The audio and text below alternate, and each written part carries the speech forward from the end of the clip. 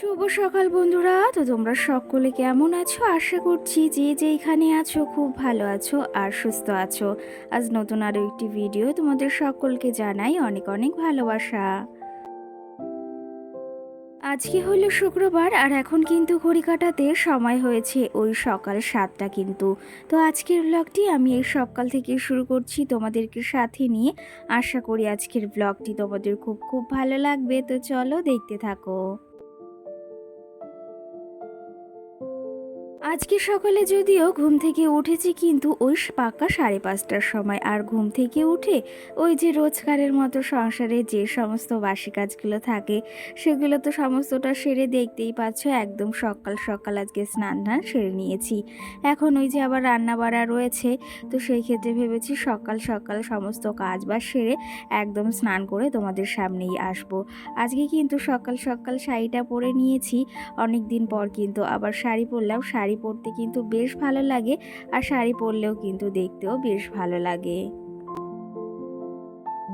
এখন যাব রান্নাঘরের দিকে। তার আগে এই যে কিছু খাবার রাখা হয়েছিল সেগুলো একদম কৌটায় ভরে রাখবো, না হলে এরকম থাকলে না পিঁপড়ে একদম দৌড়ে চলে আসবে। কালকেই রাখা হয়েছিল কিন্তু তোমাদের সঙ্গে আর শেয়ার করা হয়নি।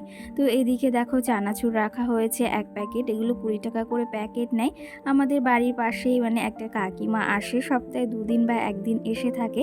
তো তার কাছ থেকেই এই সমস্ত খাবারগুলো টুকিটাকি নিয়ে থাকি। এদিকে 1 প্যাকেট চানাচুর নিয়েছি, এদিকে 1 প্যাকেট নিমকি নিয়েছি। কারণ কি জানো তো, আমার মাম্মাম নিমকি খেতে ভীষণ ভালোবাসে। আর কি জানো তো, টুকটুক করে বসে বসে নিমকিটা খায়। আর সঙ্গে ওই যে আগের দিন মলে গিয়েছিলাম না জামা কাপড় কিনতে, সেদিন মাম্মামের জন্য এই যে কেলগস আনা হয়েছিল। তো সেই ক্ষেত্রে সেটা আর ঢালা হয়নি, ভাবলাম যে এখনই ঢেলে নিই। আর কি জানো তো, এগুলো যদি কৌটায় থাকে না তাহলে খাবারগুলো বেশ ভালো থাকে। আর ওই যে প্যাকেটের থেকে নিয়ে খাবারগুলো আবার রান্না করা আমার না অতটা পছন্দ হয় না ওই ব্যাপারটা। তো সেই ক্ষেত্রে আমি সবসময় চেষ্টা করি এই খাবারগুলো বা যে কোনো জিনিস একটা কৌটায় কিন্তু সুন্দরভাবে ভরে রাখার। তো এই যে মামামের কেলগসটাও এদিকে এখন ভরে রাখলাম। মাম্মামকে কিন্তু এই যে কয়েকদিন ধরেই এই কেলগসটা খাওয়াচ্ছি, কয়েকদিন বলতে প্রায় 1.5 মাস 2 মাস হতে আসলো। আর তার আগে থেকে কিন্তু ওকে কখনো কেলগস বা ওটস এইসব খাওয়াইনি। এখন থেকে কিন্তু ওকে একটু নানা ধরনের খাবার দিচ্ছি, আর এতে কিন্তু ওর স্বাদটাও অনেকটা বেড়েছে। আর এগুলো খেতে মানে এখন একটু ওর ভালো লাগছে। কি জানো তো, প্রথম প্রথম কোনো খাবারই ও অতটা ভালো গুরুত্ব দিয়ে খেতে চায় না, একটু জোর করলে তারপর থেকেই কিন্তু বেশ খেতে চায়। তো যাই হোক, ওর জন্যই খাবারগুলো আনা হয়েছে। ওটস তো ঘরে রয়েছে, সঙ্গে কেলগসটাও নিয়ে এসেছি।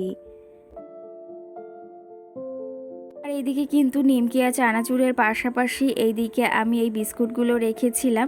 আগে না বাদাম বিস্কুটটাই বেশি খেতাম, কিন্তু এখন এই বিস্কুটটাও খেতে ভীষণ ভালো লাগে। এটা না খালিও খেতে ভীষণ ভালো লাগে, একদম একটা আমল দুধের গন্ধ বের হয়। তো সেটা ভীষণ ভালো লাগে আমার খেতে। তো ওই প্যাকেটের বিস্কুটটা নিয়েছিল 50 টাকা, আর সঙ্গে ওই যে চানাচুর আর নিমকি নিয়েছিল 40 টাকা, দুটো মিলে। তো ওই দুটো জিনিস তো রেখেছি, সমস্তটা ঘরে গুছিয়ে রেখে এসেছি। মানে কৌটায় ওগুলো সমস্তটা ভরে নিয়েছি, না হলে না পিঁপড়ে যে চলে আসতো সেই জন্য একটু টেনশনেই ছিলাম যে কখন আবার পিঁপড়েগুলো চলে আসে। কারণ কি জানো তো, এই বর্ষা বৃষ্টির দিনে পিঁপড়ের প্রচণ্ডই উৎপাত হয়, আর সঙ্গে গরমে তো আরও বেশি হয়ে থাকে। যাই হোক, এদিকে সোজা এখন আবার চলে এসেছি রান্নাঘরে। আগে না ভাতটা বসিয়ে দিয়েছি, তারপরে এইদিকে আজকে না একটু দুধ চা করবো। কি জানো তো, অনেক দিন ধরে একটু দুধ চা খেতে ইচ্ছা হচ্ছিল, কিন্তু আর তেমন করে খাওয়া হচ্ছিল নাকি, খাওয়াই হয় না। তো সেই ক্ষেত্রে ভাবলাম ঘরে দুধ রয়েছে বেশ খানিকটা, কালকে কিছুটা খেয়েছিলাম, আরও কিছুটা রয়েছে, তো সেটা দিয়ে এখন একটু দুধ চা করা যাক। আর কি জানো তো, আমিও দুধ চা খেতে ভীষণ ভালোবাসি। ভীষণ বলতে সব সময় যে সেটা খেতে হবে এমনটা নয়। দুধ চা খেলে কিন্তু আবার প্রচুর গ্যাসের সমস্যাও হয়, তো সেই ক্ষেত্রে ওই মাঝে মাঝে 1-2 দিন খেলে কোনো সমস্যা হয় না। আর খেতে কিন্তু বেশ ভালো লাগে। কি জানো তো, যে জিনিস যতটা ভালো লাগে সেই জিনিসের পেছনে ততটা ওই যে ইয়েও রয়েছে, মানে একটু ক্ষতি অবশ্যই তো আছে, কারণ গ্যাসের সমস্যাটা একটু বেশি হয়। তো সেই ক্ষেত্রে আমি রোয়া চাটাই কিন্তু বেশিরভাগ সময় খেয়ে থাকি। আর আজকে মনে হলো একটু দুধ চা খাওয়ার জন্য, তো সেই জন্য একটু দুধ চা বানিয়ে নিলাম। ওইদিকে কিন্তু আমার চাটা একদমই কমপ্লিট, আর ভাতটাও বসিয়ে দিয়ে এসেছি, সঙ্গে কিন্তু ভেন্ডি ভাজাটাও বসিয়েছি। আজকে না একটু ভেবেছি ডিমের ঝোল করব, ওই যে একদম পাতলা করে বেগুন আলু দিয়ে, আর সঙ্গে একটু ওই যে ভেন্ডি ভাজা করব, আর মামামের জন্য অন্য একটা তরকারি করে নেব। আর এইদিকে এই যে দেখো একটু সকাল সকাল ওষুধ খেয়ে নিচ্ছি, বেশ কটা দিন পর, মানে অনেক দিন পর। কি জানো তো, আমি ওষুধ খেতেই পারি না, এই হোমিওপ্যাথি ওষুধ। কারণ কি জানো তো, প্রচণ্ড পরিমাণে একটা গন্ধ থাকে, আর সেই গন্ধটা আমি কিছুতেই নিতে পারি না। তো এখন খেতেই হবে, কারণ তোমরা তো জানোই ওই যে মুখে একটা অ্যালার্জি টাইপের হয়েছে। তো সেই ক্ষেত্রে এখন কিন্তু ওষুধটা আমাকে খেতেই হবে। কি জানো তো, যে কোনো ওষুধই আমি কিন্তু খেতে একদমই ভালোবাসি না। ওই যে যদি লিকুইড ওষুধ হয় সেটা তো একদমই খেতে পারি না, ট্যাবলেটটা হলে তাও মোটামুটি খেতে পারি। কিন্তু হোমিওপ্যাথি ওষুধটাও সেরকম একটা গন্ধ আছে, তো সেই জন্য আমি না খেতে পারি না। কিন্তু ওই যে মুখে এমন একটা জিনিস, মানে র্যাশ টাইপের বা অ্যালার্জি বেরিয়েছে, তার জন্য কিন্তু খেতে অবশ্যই হবে আমাকে। তো যাই হোক, ওষুধটা কিন্তু খালি পেটেই আমাকে খেতে হবে, তো সেই অনুযায়ী খেয়ে নিয়েছি এক মুঠি।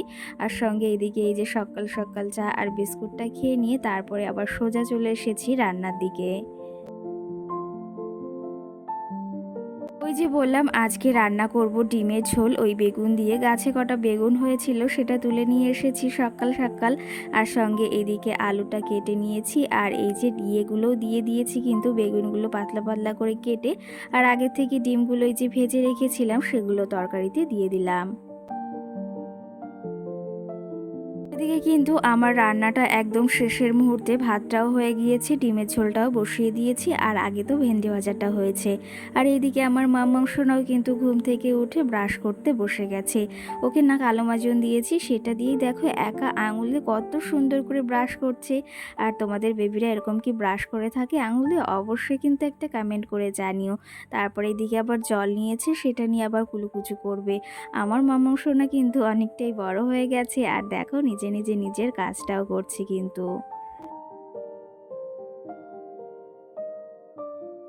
তো যাই হোক, ওইদিকে মামাও সোনাকে একদম রেডি করে খাইয়ে দাইয়ে রেখে এসেছি ঘরে, ও একটু এখন কার্টুন দেখছে। আর এই ফাঁকে ভাবলাম আমার যে সমস্ত কাজ রয়েছে, যে সমস্ত বলতে ওই যে আগের দিন শাড়িগুলো রোদ্রে দিয়েছিলাম, আজকে ব্লাউজগুলো রোদ্রে দেব, এর মাঝে তো আর দেওয়া হয়নি। তো সেই ক্ষেত্রে ভাবলাম আজকে আর মাম্মামের স্কুলটা নেই, কারণ দিদিমণি স্কুলে আসবে না।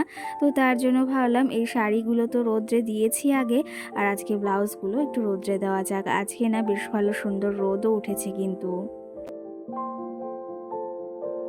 যদিও আজকে সব ব্লাউজগুলো রোদ্রে দিইনি, আরও কিছু কিছু রয়েছে, আর বাবার বাড়িতেও না অনেক জিনিস রয়েছে, সেগুলো নিয়ে যাই, আর আনার ইচ্ছাটা হয় না। কারণ ওখানে গেলে একটা ব্যাগ নিয়ে গেলে 2-3টে ব্যাগ নিয়ে আমাকে ফিরতে হয়, আর তার জন্য কিছু কিছু জামা কাপড় আমাকে রেখে আসতে হয়। আর ওখানে কিন্তু আমার অনেক শাড়ি, তারপর ব্লাউজ, জামা কাপড় রয়েছে। আর এইদিকে যেগুলো ঘরে ছিল, মানে আলমারিতে, সেগুলো কিছুটা বের করেছি, এখনও আলনায় না অনেক কিছু রয়েছে। তো যাই হোক, আজকে এই ব্লাউজগুলোকে রোদ্রে দিচ্ছি, আবার কোন সময় ঝমঝম করে বৃষ্টি নেমে যাবে তারও কিন্তু ঠিক নেই। তো ভেবেছি আজকে ব্লাউজগুলো রোদ্রে দিই, পরে একদিন ওই যে ঘরে অনেক কাঁথা রয়েছে সেগুলো আবার রোদ্রে দিতে হবে। আর এদিকে আমার যে পরিমাণ ঘরে ছিল, মানে আলমারিতে ব্লাউজ, সেগুলো কিন্তু সমস্তটা এদিকে রোদ্রে দিয়ে দিয়েছি সকাল সকাল। চলো তবে এই যে সমস্ত কিছু একদম একটু রোদ হোক ভালো করে, তারপরে এগুলোকে ঘরে নিয়ে যাব। আর এখন ঘরের অনেক কাজ রয়েছে, সেগুলোকেও সারতে হবে, কারণ একটা কাজ নিয়ে বসে থাকলে তো হবে না। কি জানো তো, সমস্ত কাজই এক হাতে সামলাতে হবে। আর একটা গৃহবধূই পারে যে তার সংসারের সমস্ত কাজ বুঝে শুনে বুদ্ধি খাটিয়ে চালাতে। সেই অনুযায়ী নিজের কাজগুলো নিজেই বুদ্ধি খাটিয়ে চালাই, আর তার জন্য কিন্তু ওই যে নিজের জন্য একটু সময় বের করতে পারি। একটা কথা কি জানো তো, সময় থাকতে সময়ের মূল্য দিতে শিখতে হয়, না হলে ওই যে একটা কথায় আছে কি জানো তো, সময় থাকতে সেই সময়ের যদি মূল্যটা আমরা না দিই না, পরবর্তীতে কিন্তু আমরাই পস্তাই। আর সত্যি কথা বলতে একটা বাস্তব কথা কি জানো তো, যখন যে জিনিসটা থাকে তখন কিন্তু সেই জিনিসটার মূল্য আমরা কেউই বুঝি না, কিন্তু সেই জিনিসটা আমাদের জীবন থেকে যখন হারিয়ে যায় বা দূরে চলে যায়, তখন কিন্তু তার মূল্যটা আমাদের কাছে অনেকটাই বেড়ে যায়। সেই জন্য না, সময় থাকতে থাকতে মানুষ বা যে কোনো জিনিসেরই মূল্য দেওয়া প্রয়োজন আমাদের জীবনে। সে যেটাই হোক না কেন, সময়ের সাথে সাথে কিন্তু মানুষেরও জীবনে পরিবর্তন আসে আর সমস্ত জিনিসেরও পরিবর্তন আসে।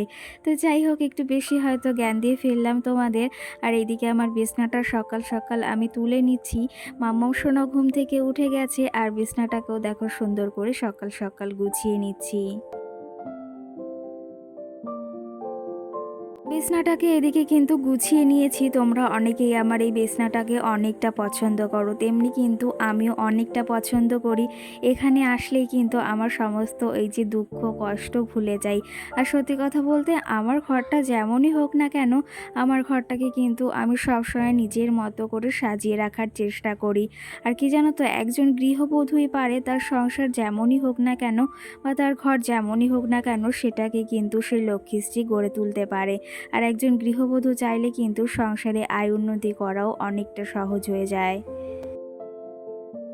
জানো তো, একজন গৃহবধূ চাইলে কিন্তু সংসারটাকে একদম সুন্দর সোনার সংসারের মতো পরিণত করতে পারে, আবার চাইলে কিন্তু সেই সংসারটাকে একদম শেষও করে দিতে পারে। সত্যি কথা বলতে একজন গৃহবধূ কিন্তু সংসারের মূল ওই যে থাকে, তো সেই ক্ষেত্রে সেই গৃহবধূ যদি চায় সেই সংসারের জন্য সমস্ত কিছু কিন্তু করতে পারে। তো যাই হোক, তোমাদের সঙ্গে অনেক গল্প করে ফেললাম। এদিকে ব্লাউজগুলো কিন্তু আমি আবার রোদ্রে দিয়ে ঘরে নিয়ে এসেছি, এগুলোকে ভাঁজ করে এখন আলমারিতে রেখে দেব। আর চলো তবে তোমাদের কিছু কমেন্টেরও রিপ্লাই দেওয়া যাক সঙ্গে সঙ্গে। স্বপ্না ডেলি ব্লগ নামে আমাকে একটা দিদিভাই কমেন্ট করেছে, আচ্ছা এই যে একজন তোমাকে কমেন্ট করেছে যে তুমি কপি করেছো, আমি একটা কথা বলতে চাই, দেখাশোনার কিন্তু শেষ নেই। যদি কারো কাছ থেকে কিছু শেখা যায় তাহলে কি কোনো ক্ষতি হবে, প্লিজ কিন্তু জানিও। তো সেক্ষেত্রে অবশ্যই তোমার সঙ্গে আমিও কিন্তু একমত। কেরো কাছে যদি থেকে কিছু আমি শিখতে পারি বা কোনো জ্ঞান অর্জন করতে পারি, এর থেকে ভালো কিছু হয়তো অন্তত হয় না। আর তোমার কমেন্টটা দেখেও কিন্তু আমার বেশ ভালো লাগলো। সোহানা নামে আমার মিষ্টি বোন আমাকে কমেন্ট করেছে, বাজনা দেবে না, মাথা ধরছে। তো সেই ক্ষেত্রে দেখি এখন থেকে বাজনা তাহলে না দিয়েই ভিডিও করব।